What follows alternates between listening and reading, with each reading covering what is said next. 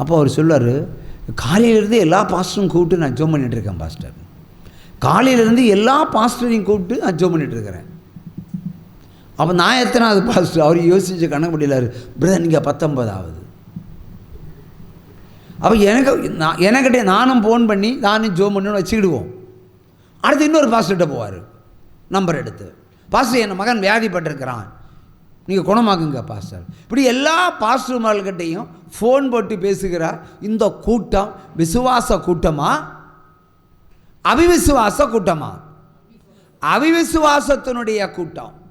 நான் சொன்னேன், 18 பேர் செய்யாததை இந்த 19வது ஊழியக்காரன் செய்வான். ஆனால் ஒன்று, உன் மகனுக்கு ஆண்டவர் கொடுத்திருக்கிறது இந்த தண்டனை. இது அவரால் ஏற்படுத்தப்பட்ட மரணம். ஆனால் பாவ நிவாரண பலி செலுத்தணும். 1000 பேருக்கு சுவிசேஷம் அறிவிச்சிருப்போம். மரணக்கட்டை உடைத்து ஜீவனை கொடுப்பதற்கு 1000 பேருக்கு புத்தகம் அடித்து ஜனங்களுக்கு கொடு. யாத்ராம 30ஆம் அதிகாரம் 15-16 படி 1000 பேர் கொடு. 3000 பேர் அவன் வெளியே வந்துடுவான் உயிரோடு. நிறைய பேருக்கு அந்த பொருத்தனைன்னு சொன்னாலே உங்களுக்கு வயிற்றுப்போக்கு தானாக உண்டாகும். வயிற்றுப்போக்கு தானாக உண்டாகும். ஆனால் உண்மையை தான் நான் சொல்லணும். உண்மையை சொல்ல தான் நான் வந்திருக்கிறேன். நீங்கள் செருப்பு கழட்டி அடித்தாலும் வேதம் வேதம் தான், வசனம் வசனம் தான்.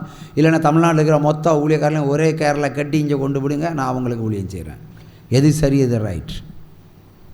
நான் சொன்னேன், 3000 பேருக்கு சுவிசேஷம் அறிவித்து விடுதலை பெற்றுக்கோ. 18 நடக்காது, 19 நடக்கும். அது ஓகே பிரதர், நான் டிவியெல்லாம் பார்க்குறேன், அதனால தான் உங்களை கூப்பிட்டேன். அப்போ நான் கேட்டேன், டிவியெல்லாம் பார்த்துக்கிட்டு 18 பேர்கிட்ட பேசிக்கிட்டு தான் 19 பேர்கிட்ட என்கிட்ட வந்திருக்கேன். நீங்கள் முதல்ல என்ன கூப்பிட்ருக்கணும். முதலாக உகந்ததை தேடு. இன்னும் டூப்ளிகேட்டை 18 தேடிட்டு வந்திருக்க. 19வது நீ ஒரு டூப்ளிகேட், நீ என்னை இப்போ தேடுற. பிரமாணத்துக்கு கீழ்படி உன் மகன் பழைப்பான், இல்லைன்னா சாவான். என்ன பாஸ்டர் அப்படி சொல்கிறீங்க? ஆமாம், டாக்டர் சொன்னால் செத்து போயிடுவான்னு சொன்னால் நீங்கள் என்ன பண்ணுவீங்க? காலை பிடிச்சி டாக்டர் எப்படியாவது காப்பாற்றுங்கன்னு அப்படி தானே கேட்பீங்க. எப்படியாவது காப்பாற்றுங்கன்னு. இப்போ நான் தீர்க்கதரிசனம் சொல்கிறேன், செத்து போயிடுவான் மகன், பொருத்தனை செலுத்தலைன்னா செத்துருவான். உடனே கேட்குறாரு, எவ்வளோ ஆகும்னு கணக்கு போடு. ஒரு புக்குக்கு 150 ரூபா. எல்லாருக்கும் சொல்கிறது தான். 292 பக்கம், 292 பக்கம். எஞ்சோடி இல்லை. சுவிசேஷம் அறிவித்தால் உனக்கு பிழைப்புண்டு, சுவிசேஷம் அறிவித்தால் உனக்கு வாழ்க்கை உண்டு, சுவிசேஷம் அறிவித்தால் உனக்கு ஆசீர்வாதம் உண்டு. கையை தட்டலாம்.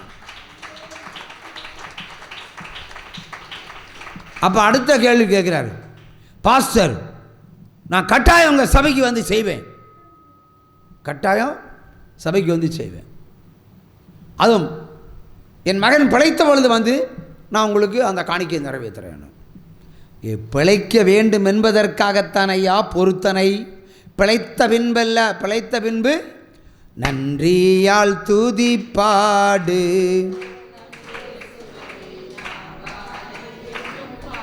பிழைத்த பிறகு நன்றி காணிக்கை. பிழைக்க வேண்டுமா? பொருத்தனை காணிக்கை. இதாயா பைபிள். தெரியலன்னா இந்த பைபிள் யூனிவர்சிட்டி கிட்ட வாங்க, எல்லாரும் உற்சமகையை தட்டலாம். அப்புறம் அவர் சொல்கிறாரு, நான் காசெல்லாம் டாக்டர் கொடுத்துட்டேன். டாக்டரோட சீப்பாக என் தேவன், எங்கிட்ட தர வேண்டாம். நான் சொல்கிற சென்னையிலேயே எனக்கு பிரிண்டிங் ப்ரெஸ்ஸு லிங்க் உண்டு.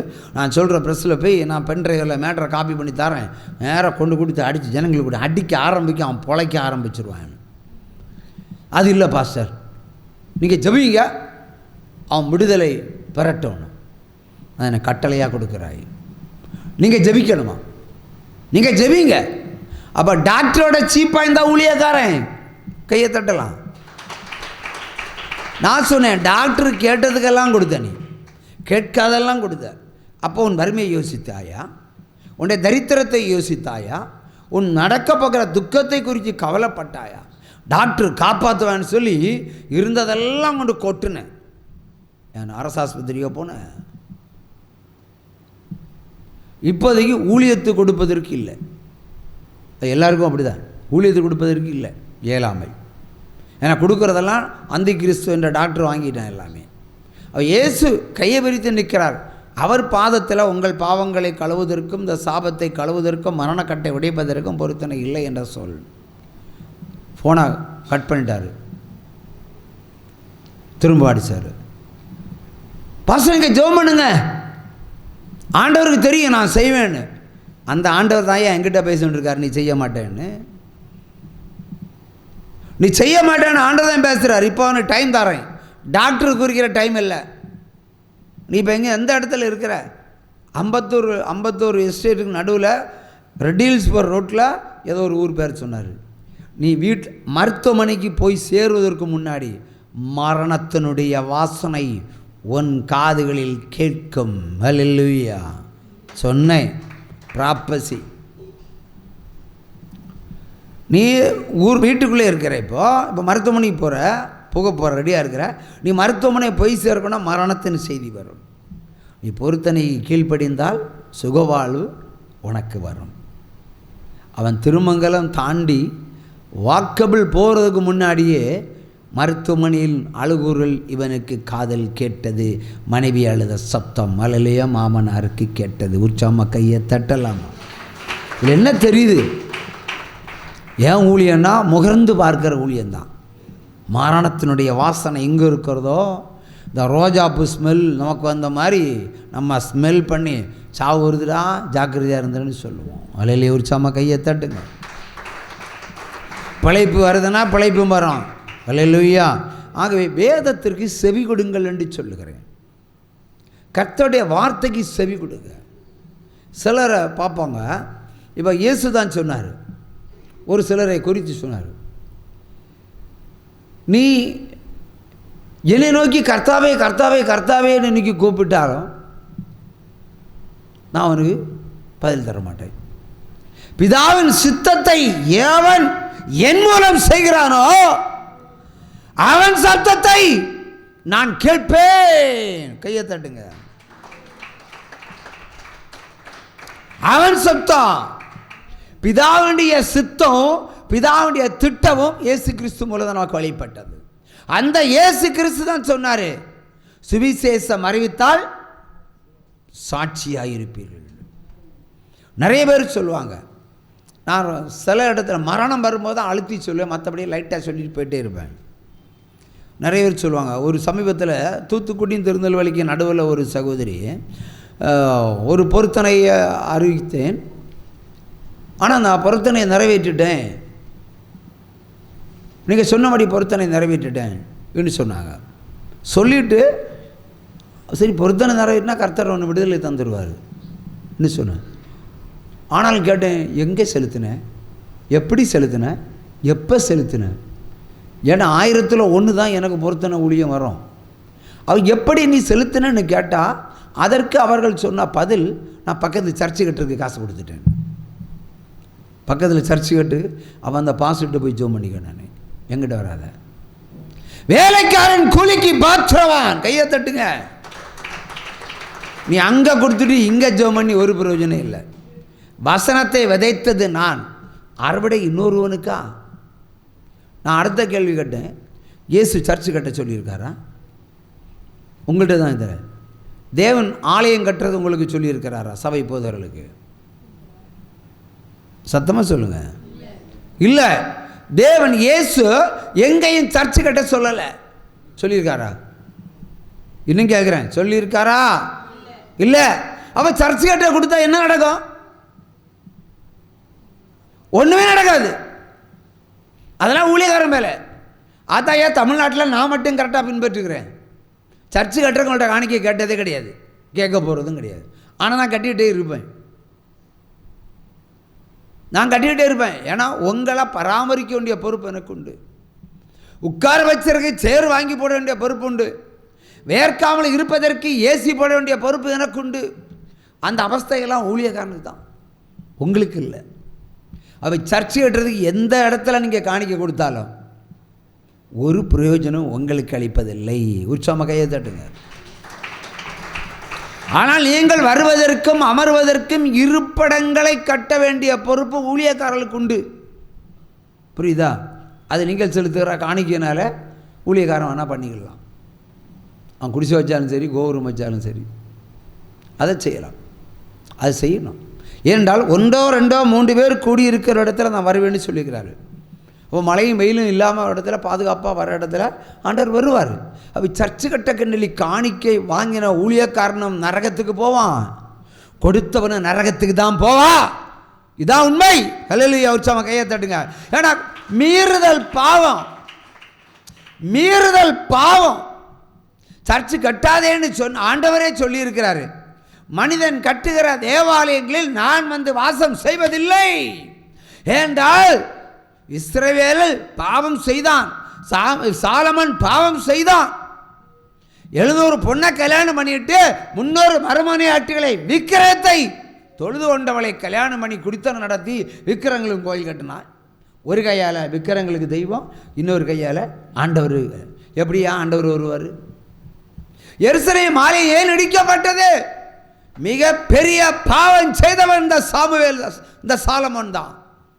அவன் தான் சொன்னார், இனி ஆலயத்தில் தான் இருக்க மாட்டேன், நீ கூப்பிடு நான் வருவேன், நீ பாத்ரூமில் இருந்து கூப்பிட்டாலும் நான் அங்கே வருவேன், பட்டிக்கரையிலிருந்து கூப்பிட்டாலும் வருவேன், எங்கே கூப்பிட்டாலும் வருவேன். அதான் நம்ம தேவன். ஹல்லேலூயா. அப்போ ஆலயத்துக்கு உள்ளே அவர் வாசம் செய்வதில்லை. அப்படி வாசம் செய்யணுமா இன்னொரு எருசலேம் உண்டாகும், புதிய எருசலேம். பழைய எருசலேத்துக்கு பதிலாக புதிய எருசலேம் வரும். அது உங்கள் கண்கள் காணும்படி கர்த்தர் கிருபை செய்வார். அங்கே தேவன் வருவதை நீங்கள் பார்க்கலாம். ஹல்லேலூயா. வேறு எந்த சபைகளிலும் இல்லை. ஹல்லேலூயா, உற்சாகமாக கையை தட்டுங்க. அவை செல்லா காசு, சில இடங்களில் கொடுக்குற செல்லா காசு. அங்கே கொடுத்துட்டு நான் பொருத்தனை நிறைவேற்றினேன். யார் விதைக்கிறாரோ அவர்களுக்கு தான் பொருத்தம். இப்போ ஒரு டீச்சரு ஒரு ஸ்கூலில் பாடம் எடுப்பாங்க, இன்னொரு ஸ்கூலில் போய் சம்பளம் வாங்க முடியுமா? முடியுமா? அடுத்தபடியாக அவிவிசுவாசிகளை பற்றி பேசும்போது கணவன் மனைவியை கூட ஈஸியாக பிரிச்சிடலாம் இல்லையா பிரதர்? பிரிக்கலாமா இல்லையா? கணவன் மனைவியை சண்டையை மூட்டி விட்டு ஈஸியாக பிரிச்சிடலாம், டைவர்ஸ் வரையும் கொண்டு போகலாம். காதலனையும் காதலியும் கூட பிரிக்கலாம். ஆனால் சபை போதகர்களையும் விசுவாசிகளையும் பிரிக்க முடியாது. என்ன சபை இல்லை, நிறைய சபைகளில் பிரிக்க வேண்டிய ஓட்டிக்கிட்டு இருப்பாங்க. அங்கிருந்து செத்தாலும் பரவாயில்ல, இன்னொரு சபைக்கு போக மாட்டாங்க. நீ கால்வழியாக போகிற, உனக்கு காலை குணப்படுத்த முடியாத பாஸ்டர்கிட்ட மறுபடியும் விசுவாசம் வைத்து மறுபடியும் அங்கேயே போயிட்டுருவேன். ஏன்னா அந்த பாஸ்டரை விட்டு பிரிய எனக்கு மனமில்லை, சபையை விட்டு பிரிய எனக்கு மனமில்லை. நீ சபைக்கு சபை காணிக்க கொடுப்ப, நன்றி காணிக்க கொடுப்ப, எல்லா காணிக்கையும் கொடுப்ப, சோத்திர காணிக்க கொடுப்ப, ஆனால் பொருத்தனை காணிக்க மட்டும் கொடுக்க மாட்டேன். ஆனால் போயிட்டே இருப்பேன். உன் வியாதி சொஸ்தமாகவில்லை என்றால் இன்னொரு ஊழியக்காரனை தேடு என்று சொல்வது இந்த ஊழியம்.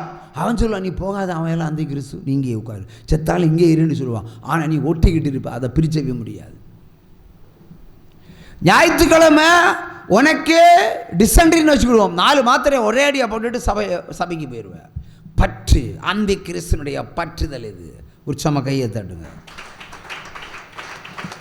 பிரியவே மாட்டாங்க. ஏன்னா சபைக்கு மேலே காதல், அங்கே பாட்டு கூத்து கும்மாளம் ஜாலி, அதான் உங்களுக்கு வேணும். அவை அந்த சபை விட்டு போக மாட்டாங்க, செத்தாலும் போக மாட்டாங்க, அங்கே தான் இருப்பாங்க. இதுதான் அந்த கிறிஸ்து. இயேசு கிறிஸ்து இன்றைக்கு என்ன பயன்படுத்துவார், நாளைக்கு இன்னொருவனை கூட அதிகமாக பயன்படுத்தலாம். எங்கே அதிக வரம் இருக்கிறதோ, எங்கே அதிக விடுதலை இருக்கிற, அங்கே நீங்கள் தானாக தேடி போகணும். சபை பாஸ்டரை கண்டு பயம், ஐயோ போனால் திட்டிடுவாருன்னு பயம். அப்போ இந்த மாதிரி பயம் உடையவர்கள் அந்த கிறிஸ்துக்கு சொந்தக்காரர்கள். அந்த கிறிஸ்துவ அக்கா தங்கச்சி தம்பி சித்தப்பா பெரியப்பா மக்களை மாதிரி இருப்பீங்க, ஆனால் உங்களுக்கு பரலோகமே கிடைக்காது. இந்த அந்த கிறிஸ்து என்ன செய்வான்னு தெரியுமா?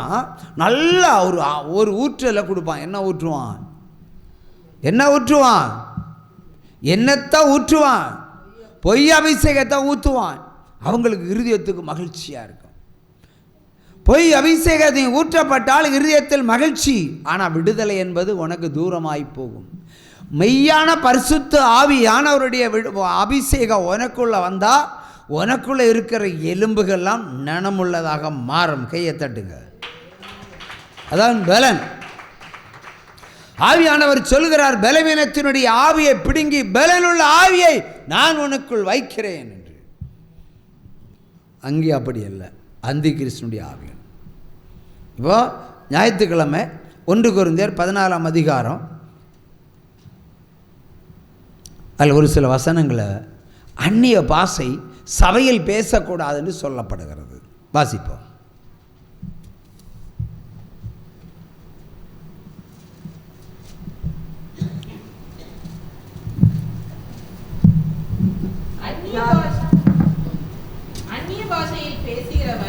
அந்நிய பாஷையில் பேசுகிறவன் தனக்கே பக்தி விருத்தி உண்டாகும்படி பேசுகிறான். தீர்க்க தரிசனம் சொல்லுகிறவனோ சபைக்கு பக்தி விருத்தி உண்டாகும்படி பேசுகிறான். அல்லேலூயா. அடுத்து கீழே தொடர்ந்து பேசி, நீங்கள் எல்லோரும் அந்நிய பாஷை பேசும்படி விரும்புகிறேன். ஆகிலும் அந்நிய பாஷையில் பேசுகிறவன் சபைக்கு பக்தி விருத்தி உண்டாகும்படிக்கு அர்த்தத்தையும் சொல்லாவிட்டால் தீர்க்க தரிசனம் சொல்லுகிறவன் அவனிலும் மேன்மையுள்ளவன். ஆதலால் நீங்கள் தீர்க்க தரிசனம் சொல்லுகிறவர்களாக வேண்டும் என்று அதிகமாய் விரும்புகிறேன். ஆகவே அந்நிய பாஷை வேண்டுமா, தீர்க்க தரிசனம் வேண்டுமா? தீர்க்க தரிசனம் தான் வேண்டும். நீங்களும் தீர்க்க தரிசனம் பேசக்கூடிய ஆட்களாக மாற வேண்டும். ஆனால் எல்லாரும் எல்லாம் கேட்குறீங்க, தீர்க்க தரிசனம் கேட்க மாட்டீங்க. ஏன்னா பக்கத்து வீட்டுக்காரி அந்நிய பாஷை பேசுகிறாள், எனக்கு அந்நிய பாஷை வேண்டும் ஆண்டவரேன்னு சொல்லி அந்நிய பாஷையை கேட்குறீங்க. தீர்க்க தரிசனம் சொல்ல தகுந்த மாதிரி பேசணும்.